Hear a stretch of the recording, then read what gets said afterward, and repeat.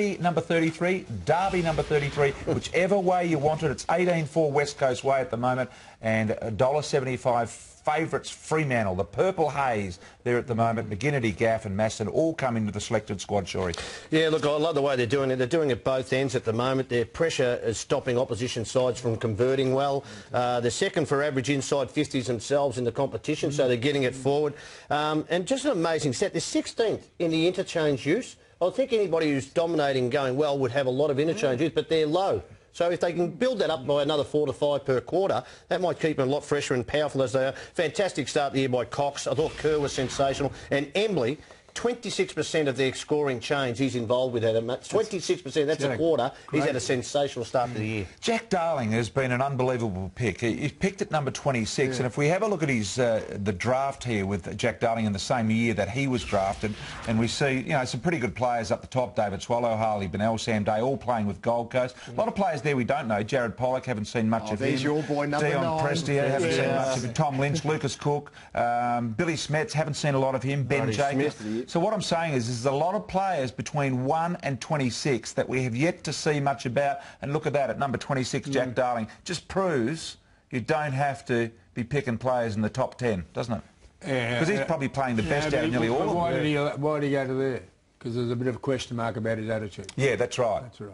And it just shows you that recruiters are subjective like anyone else in the world, and sometimes they don't quite get it right. No. He's the best in terms of where he's been picked, no doubt. He is. They play the Fremantle Dockers this weekend in that derby over there, of course, and they have also made a change. Robertson comes out. Anthony, Crichton, Crowley and Griffin have all been added to the squad. Parko won the last 7 derbies. 9 of the last 10 they have, the Dockers. Missing a few, Brian, really. It's fair to say that their bottom 6 right now are not quite good enough, in my opinion. They're missing some real talent on that side.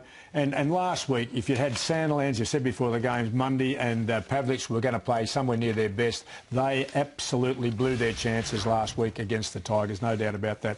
I think this is a very significant derby, not derby. They might even start underdogs Fremantle, despite the fact they've won 9 of the last 10. Who wins it? I think West Coast will win. Shorey? West Coast, but they've only beaten North, Port and Melbourne, so it might be a bit misleading their form. Bit inflating. Jono? If they want to finish top 4 Freo, they need to win this. I think they will. Wild turkey tips. Let's have a look at how we all went tonight in terms of what we've picked and the difference. Jono's gone difference with Geelong, and Parko's gone the different Richmond instead of the Western Bulldogs. You can see down the bottom the totals. Jono 38 up there with Pickers. Parko 35, Shorey 36. Jono hates Collingwood, that's why. Yeah, you got 0. You were on 32 last week, mate. I don't know. I picked Gold Coast last week. What happened? By the way, look at the Derby. The Derby, West Coast Eagles taking Fremantle at Patterson Stadium. Subiaco for me. In Maston, McGinnity, Gaff. No outs at the moment. Selwood plays 50 games.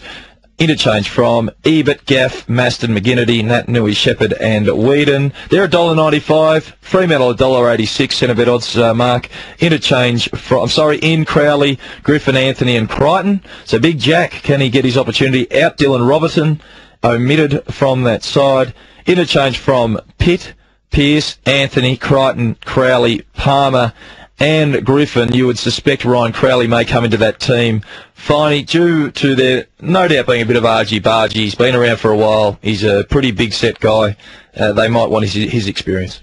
Gee, I like the odds of Fremantle at $1.86. I know that they were beaten last week. I know West Coast have had encouraging form, but I really think that Fremantle are still a good side, basically, and I have faith in them, and I have faith in them turning it around against West Coast. It's really interesting. I'm actually going for the Eagles. I've been so impressed with the way their defensive pressure. And one thing that I believe has been something that always has been something Fremantle has struggled with is teams that really get after them in the tackling and really press up on them. They're still a reasonably young team, Fremantle. I still think that if West Coast Eagles, the improvement that they've shown with their guys, and rucking-wise, if you're looking at Cox and Nat Nui, they're about the best equipped team to take on someone like Aaron Sandilands. So those guys, well, Nat Nui's not in huge form, but Dean Cox is playing wonderful football, and they've got the midfield, they've got the run to go with Fremantle, and if you look at both ends of the ground, finally they're standing up defensively. West Coast quite well. The Bombers put them to the sword in the second half a little bit. But up forward, they've got some guys that can put scoreboard pressure on.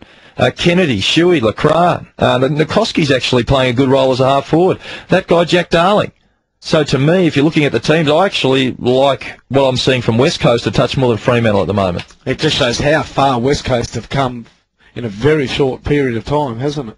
Yeah, it certainly has. Now, Fife has been named. Here's one that may not play for Fremantle. That's Hayden Ballantyne, because he came off last week with a high hamstring, and they were working on it, but I've never seen them recover in 1 week. So that would be a big out if Ballantyne didn't play, I must admit. But it would give Jack Anthony a chance to have a game, I imagine. Yeah, interesting. Just completely different players. But, you know, Jack's going to bring some good things to the table. He's a goal kicker. If he takes a few marks, he can take contested marks as well. So WCE. West Coast Eagles for me. Tomo goes for the Eagles. Finey goes for the Dockers, and we go for a break.